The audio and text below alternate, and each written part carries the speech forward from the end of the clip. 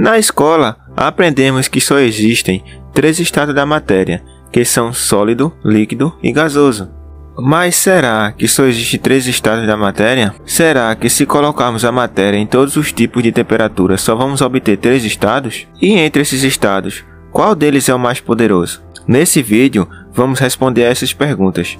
Garanto que você vai se surpreender com a quantidade de estados da matéria. Meu nome é Oteniel Rosa e você está no Hora da Química. Nesse canal, falamos sobre fatos e curiosidades científicas. Deixe seu like e vamos ao vídeo.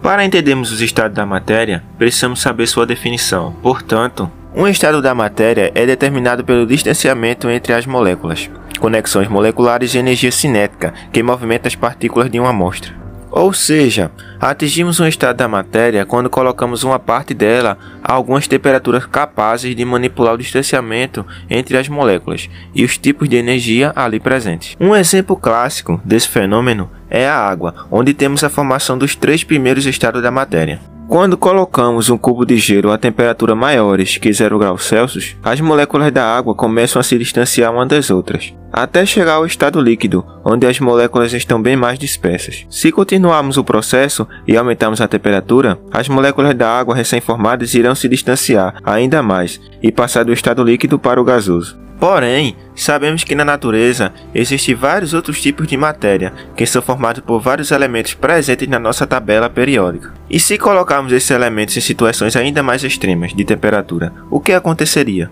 Bom, a resposta é que poderia resultar em outros 4 estados menos conhecidos da matéria. O primeiro deles, que é conhecido como 4º estado da matéria, é o plasma. O plasma é um estado atingido em condições altíssimas de temperatura, pelo menos 10.000 graus Celsius, como as que ocorrem no interior das estrelas, como o Sol e suas regiões de temperaturas diversas. Esse estado é atingido quando os elétrons dos átomos adquirem uma enorme quantidade de energia, desestabilizando o núcleo, formando um estado onde todos os elétrons estão se movimentando livremente em volta do núcleo carregado positivamente. Esse estado também é atingido aqui na Terra. E não, eu não estou brincando. A temperatura para atingir esse estado é atingida quando um raio é formado, pois o mesmo chega em média a temperatura de 50.000 graus Celsius, ou seja, é equivalente à temperatura de algumas partes do Sol. Então, se algum dia você não quiser que os átomos do seu corpo virem plasma, é melhor ficar bem longe dos raios. O 5º estado da matéria é chamado de condensado de Bose-Einstein, proposto pelo físico Albert Einstein em 1924, após ler o artigo de um físico e matemático chamado Satyendra-Nath Bose. Para que esse estado seja atingido, precisamos esfriar um gás feito por bósons a temperaturas perto do zero absoluto, que é equivalente a menos 273 graus Celsius. Nesse estado, os bósons conseguem chegar ao mesmo estado de energia e formar um movimento coletivo, o que chamamos de um superátomo. Mas o que são bósons? Os bósons são partículas descobertas pelo físico Peter Higgs, responsáveis por atribuir massa às outras partículas elementares, como os elétrons e os quarks. Segundo essa teoria, essa partícula responsável pelo universo que nós conhecemos não entra em colapso, por isso também é chamada de partícula de Deus. O 6º estado da matéria é conhecido como matéria degenerada, que é formada sobre altas condições de temperatura e pressão. Podemos obter esse resultado na colisão de 2 anãs brancas, formando uma estrela de nêutrons, com cerca de 1 trilhão de graus Celsius. Para explicar melhor o que acontece, imagine se pegássemos uma amostra de matéria e retirássemos seus elétrons e os prótons, e ficássemos apenas com seus nêutrons, e ainda os comprimir até ficarem totalmente juntos. Quando chegássemos a esse ponto, os bósons iriam ficar juntos, do tamanho normal das estrelas, formando a matéria degenerada.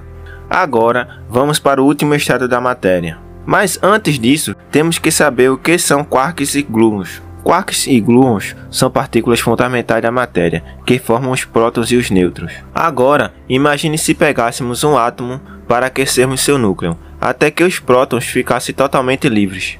Depois, continuaríamos esquentando até que os quarks e os gluons ficassem totalmente fora do seu próton. Com isso, teríamos um estado da matéria semelhante ao que acontece no núcleo das estrelas, constituída de nêutrons, e também ao que aconteceu no início do universo, com as temperaturas mais elevadas possíveis. A esse estado, damos o nome de plasma de quarks e gluons. E por ser o que acontece nas temperaturas mais elevadas possíveis, ele está no nosso primeiro lugar de estado mais poderoso do universo. Esse estado, diferentemente do plasma, possui como interação a força forte, que é responsável pela estabilidade da matéria.